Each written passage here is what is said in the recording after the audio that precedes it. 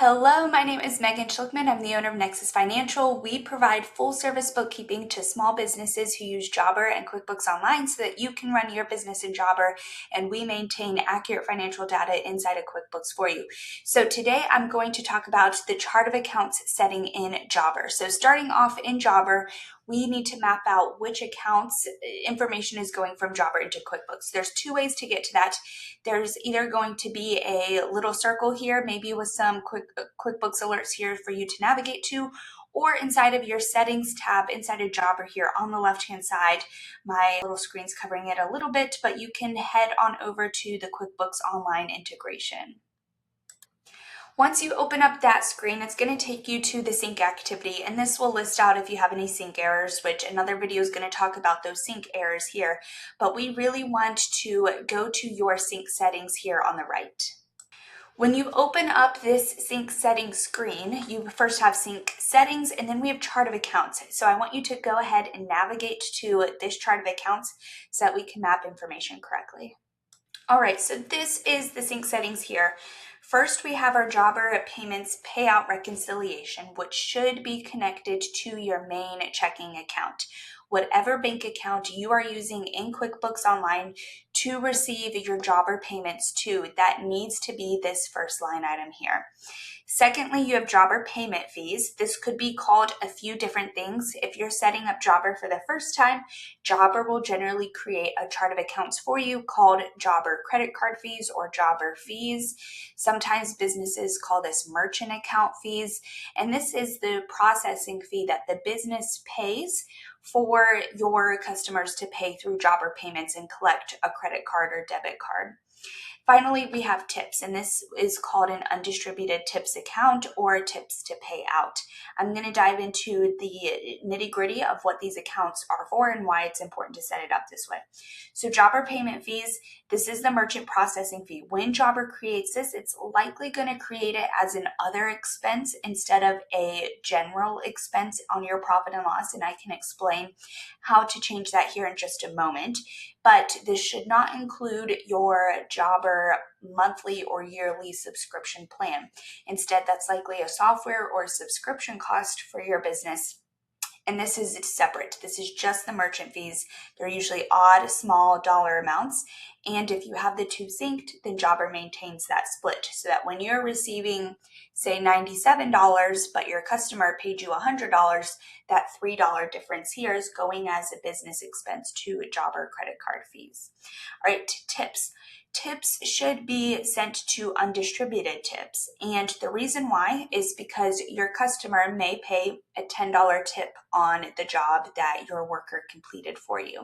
That $10 is now sitting in your bank account on the assets in your balance sheet, and it's setting as $10 as a liability as undistributed tips. With that, then you know, based on your undistributed tips report, you are going to need to pay $10 to somebody, your worker, right? Because they earned that $10 tip. If you're paying tips out to your employees, then that balance there in your undistributed tips lets you know I need to pay out these tips through your payroll provider. Whether you do that manually, maybe use QuickBooks, or my favorite payroll provider is Gusto there, then you know to add on those tips to their next payroll. So let me show you what this looks like on the QuickBooks side. So I have pulled a example profit and loss from QuickBooks Online, and this Jobber account is synced to QuickBooks. So Jobber knows to push over those Jobber credit card fees to this specific chart of accounts here that we're seeing as an expense account on the profit and loss. This does not include the monthly subscription or the yearly subscription cost. This is just the credit card fees to collect income from their customers here. Now, when you initially set up the Jobber and QuickBooks sync, what sometimes happens is that Jobber puts this account into other expenses. I prefer to see this under your general expenses here and not below your net operating income, because the merchant account fees, the Jobber credit card fees, is a part of general business expenses, in my opinion, or how I set up most of my clients' books here. So if you want to change this over, go ahead and navigate over to the chart of accounts. Over apps and over accounting here, we can see chart of accounts is a sub account here. Go ahead and open this and we can edit where you're seeing your Jobber credit card fees on your profit and loss. All right, so I went ahead and I opened up the chart of accounts. You can use the search bar here in the middle of the screen to look for the exact account you're wanting to change instead of scrolling through your full chart of accounts here. And over on the right-hand side, there is a drop-down menu. We will go ahead and open this and select Edit. Once inside of here, what we can do is we can change the account type and detail type. So when Jobber initially made this account, it may say other expense down here, and that's where you're seeing it below your net operating income as an other expense. Again, I prefer to see this as a traditional expense, so I list that here as expense. And this is going to be something like merchant account fees, or in this example, the best alternative to that is either other business expense or office general administrative expenses, since merchant account fees is not a detail type that they have here. So once you make your changes, you can go ahead and select Save. And then if you go rerun your profit and loss now in QuickBooks Online, then Jobber credit card fees is going to be under your general expenses. So the final thing I wanted to touch on is undistributed tips. That is going to be a balance sheet account, and I'll go ahead and pull a balance sheet and show you where it's at. All right, so this is a balance sheet report in QuickBooks Online, and if your bookkeeping is maintained, that's a very important caveat here. What we can see is our updated undistributed tips balance for this client example. So first off, when you're reviewing your balance sheet, it's probably a lot longer. I have condensed a lot of these drop downs here. First, you have your assets, which is everything that your business owns, and then you have your liabilities and equity. So liabilities is everything you owe other people, and equity are leftover retained earnings, things like that. So liabilities of things we owe other people is where you're going to see your undistributed tips account. In this client example, they have $291 of collected tips that is not distributed to the employees.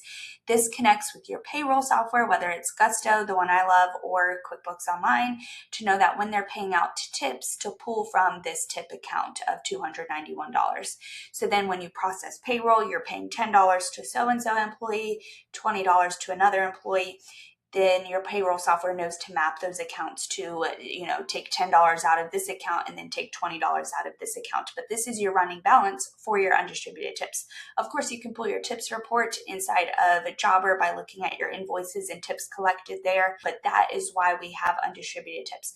If you are a business that does not pay out tips to owners, to employees, to anybody, that is a time where I would consider keeping undistributed tips into a tip income account instead of undistributed tips. So back to your Jobber sync information over there, instead of an undistributed tips account, I would put it to a tip income account if you never pay out tips to employees and so forth. If you do pay out tips, then this is the account where we're seeing that tracked, where this is really important at the end of the year, December 31st, rolling into January. What is our undistributed tips balance so that we're filling out tax returns correctly?